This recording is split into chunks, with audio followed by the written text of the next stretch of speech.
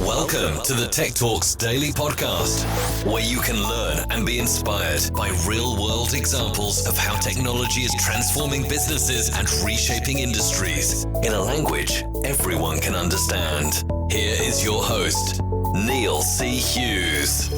Welcome back to the Tech Talks Daily Podcast. Now, if you're a new listener to this podcast, you've missed a few corkers along the way, let me tell you, in our 1,100 episodes that we've recorded now. But Matthew Glotzbach, CEO of a company called Quizlet, has been on the show. I think it was on episode 141 and then 441 of the podcast. But I thought it was time for a quick catch-up and give him the opportunity of completing his hat-trick of appearances.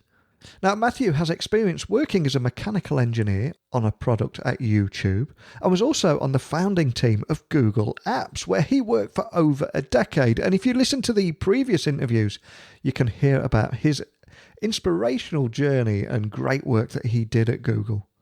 But what happened next? Well, he's led Quizlet from an early stage startup shortly after its founder, Andrew Sutherland, launched a company when he was only 15 years old. And from that moment all the way to a 20 million Series B funding round in 2018 and a milestone of 50 million unique monthly users, which saw them named Deloitte's Technology Fast 500 of the fastest growing companies in North America. I think it's fair to say that Matthew's worn many hats. But more than anything, what I love about him is this. He's a huge advocate for using technology to make education more accessible to students, not just in North America, but all over the world. So please, join me in welcoming Matthew Glotzbach, CEO of Quizlet, back on to the Tech Talks Daily Podcast. So a massive warm welcome back to the show, Matthew. Can you tell the listeners a little bit about who you are and what you do, just for anyone that's missed our previous conversations? Absolutely, Neil. Thank you so much for having me back. My name is Matthew Glotzbach. I'm the CEO of Quizlet. And for those listeners who might be less familiar with Quizlet, we're a global learning platform that helps over 50 million people a month practice and master whatever they're trying to learn. And we do that by providing a variety of study activities and games to effectively prepare you for tests, assessments, or any other subject matter you want to learn with confidence. We're really popular in secondary school and post-secondary school, as well as professional and vocational learners. In the U.S., we're used by more than 2 out of 3 high school students and 1 in 2 college students, and we're starting to attract quite a global following as well. Now, we previously spoke, I think it was on episode 141 and 441, but we're now at 1,100 episodes, and this is your third appearance official. And I think that a hat-trick of appearance must make you the official friend of the show by now. But for all new listeners, can you just offer a bit of a refresher on exactly how Quizlet builds tools that let you study anything and anywhere? Absolutely. Well, thanks. It's great to be considered a friend of the pod. So, as the largest user-generated learning platform, our users can choose from over 400 million study sets on Quizlet, or they can create their own and immediately begin studying across Quizlet's activities for free, either from our mobile apps or from our website. And to practice and master those study sets, Quizlet combines cognitive science and machine learning to intelligently guide you through adaptive study activities. And we do this at an immense scale. And we ask and answer over 1 billion questions every week. And then we're able to synthesize an incredible amount of data from studying and train those machine learning models to further personalize and guide study sessions for each user. Based on what Quizlet learns from that data, the platform generates different types of questions, and we evaluate those responses and then automatically vary the level of difficulty and the frequency with which people see information to help them effectively guide through their studying. And I don't want to dwell too much on your past, because we are going to talk about Quizlet, and we've covered a lot of your previous career on the other interviews. But I think it's worth highlighting for new listeners that you were a mechanical engineer on product at YouTube and was also a founding team member of Google Apps, where you worked for over a decade. So I'm curious, what were the biggest lessons you learned from your time at Google? By that, not so much the beanbags and slides, but the different approaches to problems. Sure. Well, there's two things that come to mind. First is, you really, when building technology products, you really have to know your user. You have to know the user that you're solving for. You have to build with them in mind, and you have to be delivering on whatever job it is they need to be done. And if you think about the products at Google that we all use and love and have been tremendously successful, they're born out of true needs of users, out of really deeply understanding users and building to serve their needs. So that's the first. Now, the other thing is less about technology and more about running a business. And that's, it's really important to empower your teams. You have to provide people with the understanding of the why they're building what they're building, why they're doing what they're doing. You hire all of these amazingly talented people, and you really need to empower them and give them space to do their jobs well. So I say those are two of the biggest lessons learned from my time at Google and YouTube.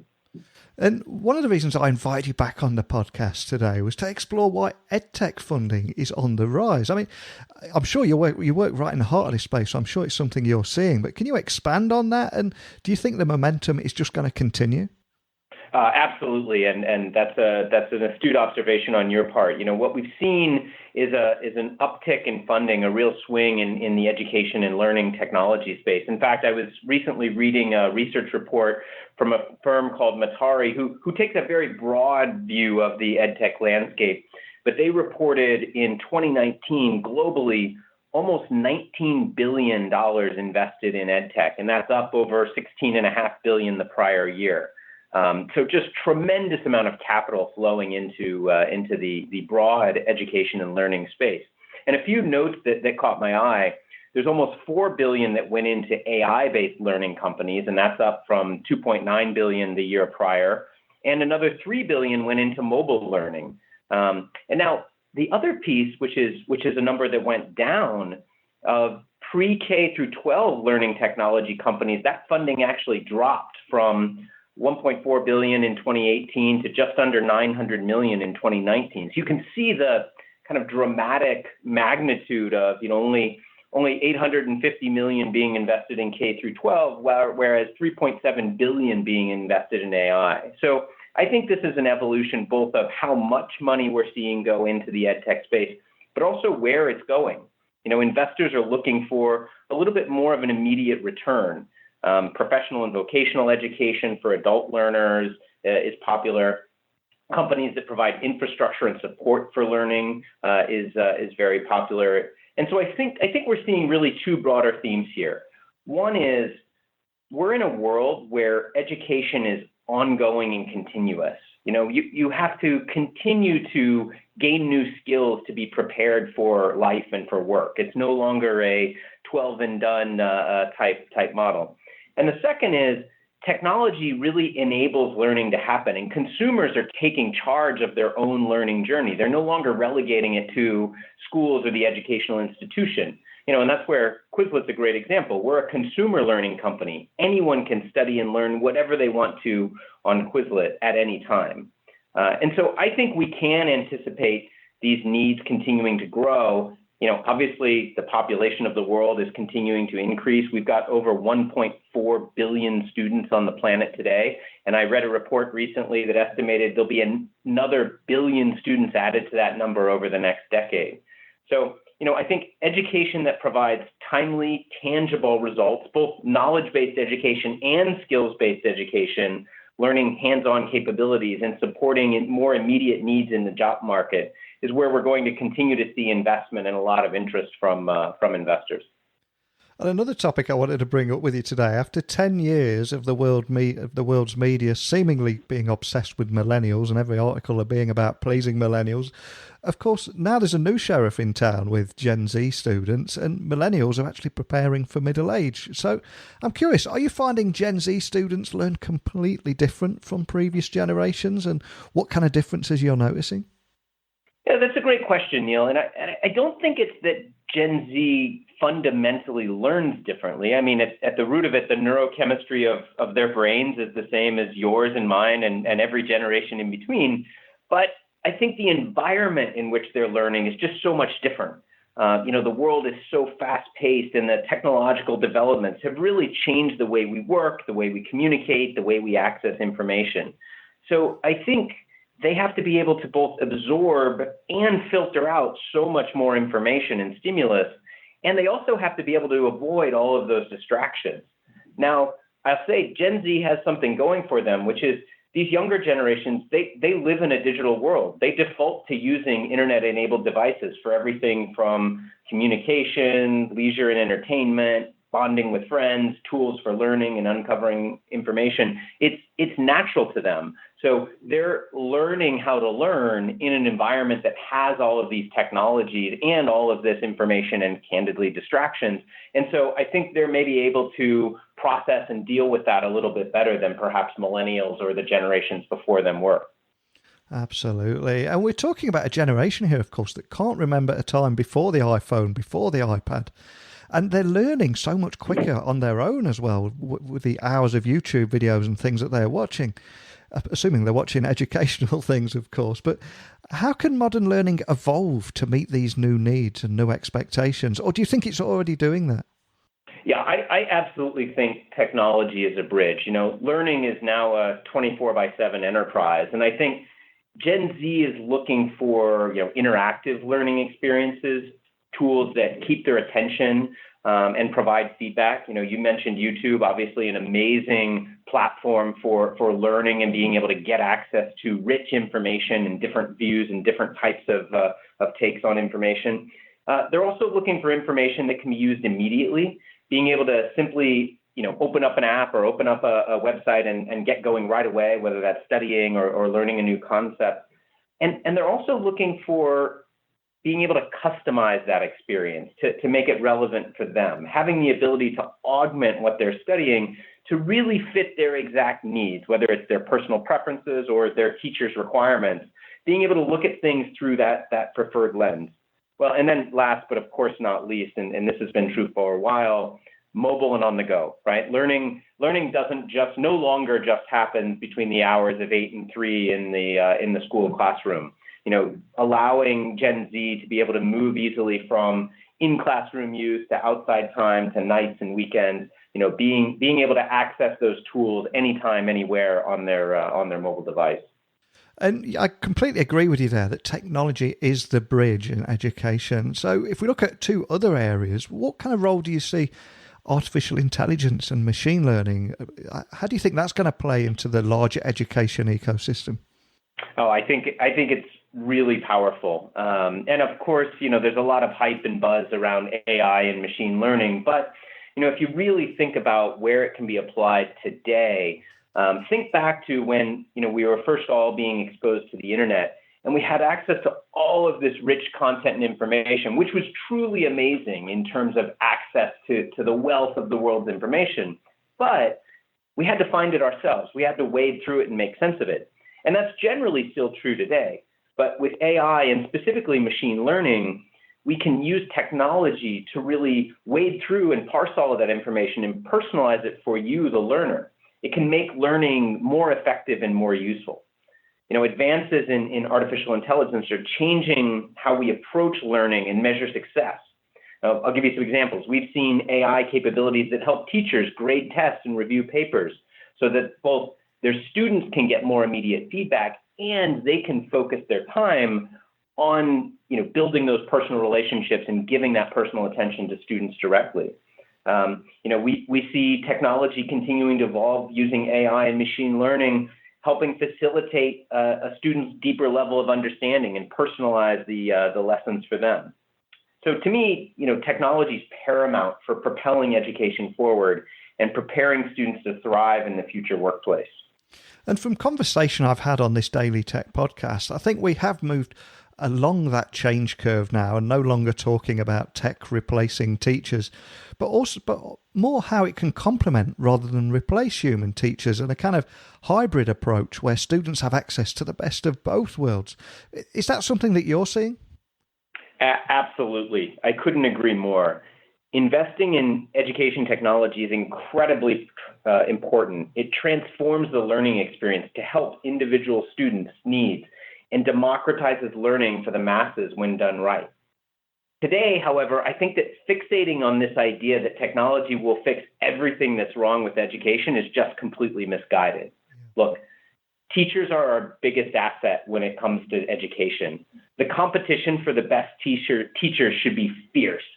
They should be making six-figure salaries, and they should be highly respected, maybe more so respected than other professions like medicine or law or computer science. Because in the end, the technology is only as effective as the person putting it to use. So we need to ensure that these amazing technology resources that we're building come along with the training and education, and they're well designed so that teachers can utilize these tools and services ultimately for the good of their students. And earlier on in our conversation, you did talk about the longer lasting learning that you're unlocking there. So can you share how you're finding that interactive tools are actually creating or unlocking that longer lasting learning? Oh, absolutely. This is an interesting one because the science has been clear for a while. Interactive learning really strengthens the pathways in the brain. There was a Dartmouth study in 2016 about spaced repetition that found that practicing or studying is more effective when you space it out over time. Spaced practice enhances memory, problem solving, and the ability to apply what you've learned to new concepts. There's also a great book that I love, published a few years back, called How We Learn, and it's by Benedict Carey, a New York Times science reporter. And in that book, he talks more about the learning process and how things like simply highlighting a text in a book or rereading your notes, some of the old ways that people traditionally have studied, they just don't work. You have to show the brain what's important, because under the hood, when you're learning and studying something, you're actually creating these neurochemical connections in the brain. And by repeatedly studying and interacting with that information, you're actually strengthening these neural pathways and forming more durable connections and long-lasting connections in the brain. So, at Quizlet, our study activities leverage this spaced repetition, and we serve up the right questions to ask you during your study journey, combining this understanding of neuroscience, but then also, as we talked earlier, the data from millions of previous interactions that we use to train our machine learning models. And our learners get immediate feedback on what they're getting right and what they're getting wrong, and then we adjust the study activity based on where the learner is struggling. And we continue to review and revise for the learner to make sure that they haven't forgotten the information over time. It's really powerful, and frankly, it just works. We hear from our users that over 90% of students who study on Quizlet report doing better on tests and getting better grades. So it might all sound a little bit like science fiction, but we're putting this to work today in learning tools that are accessible to everyone on the planet. Well, it's been a huge pleasure to get you back on the podcast today. So, although it's not been that long, there's so many big talking points, and it's great to see how they've evolved. But for people listening that want to delve even deeper and read more about your studies and the great work that you're doing, could you just point them in the direction of where they can find Quizlet online and how to contact your team too? Absolutely. Thank you so much, Neil. It's been a pleasure as well. It's great to talk to you again. Of course, your listeners can find Quizlet at our website at Quizlet.com or in the app stores, in the Apple App Store or the Google Play Store to grab our mobile apps. You can follow us on Twitter, Instagram, Facebook, and LinkedIn, and you can find me on LinkedIn as well. And also, I have to put a plug in that, as always, we're hiring. So please check out our careers page on our website as well.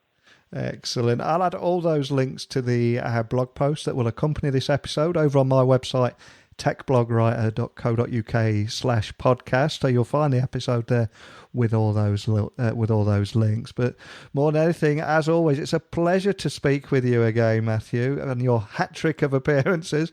I hope we'll get to talk again soon, but just a big thank you for joining me. Absolutely. Thank you so much, Neil.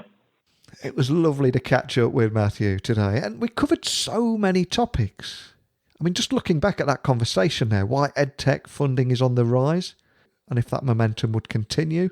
Also, how Gen Z students learn differently from previous generations, and how modern learning is evolving to meet their needs, which I find completely fascinating. Because I think today kids have got a bit of a bad rap, and the education system too, because kids in education are now training and learning skills for jobs that don't even exist yet. And I can't even get my head around that at all, or how to tackle that problem. But the role of AI and machine learning and how that fits into larger education and that education ecosystem was a fantastic topic to explore today too. And it's also great to hear that everyone's now accepting that education technology is built to complement rather than replace human teachers, and how interactive tools actually create longer lasting learning. And as everybody knows that listens to this podcast on a regular basis, whenever I talk about technology and new jobs and exciting opportunities, it's never about replacing people with technology. It's about a hybrid approach where we all get the best of what people can do and the best of what technology can do and moving forward together. So Matthew has earned his Tech Talks daily hat trick of appearance over the last few years. In fact, did you know that in July, this podcast is going to be celebrating 5 years? I can't get my head around that at all, man. I'm starting to feel my age now. I better go and have a lie down, a bit of a rest. But keep those messages coming to me.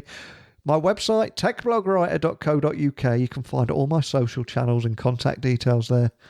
And I'll see you on the other side, bright and early tomorrow morning. So thanks for listening. And until next time, don't be a stranger. Thank you for listening to the Tech Talks Daily Podcast with Neil C. Hughes. Remember, technology works best when it brings people together.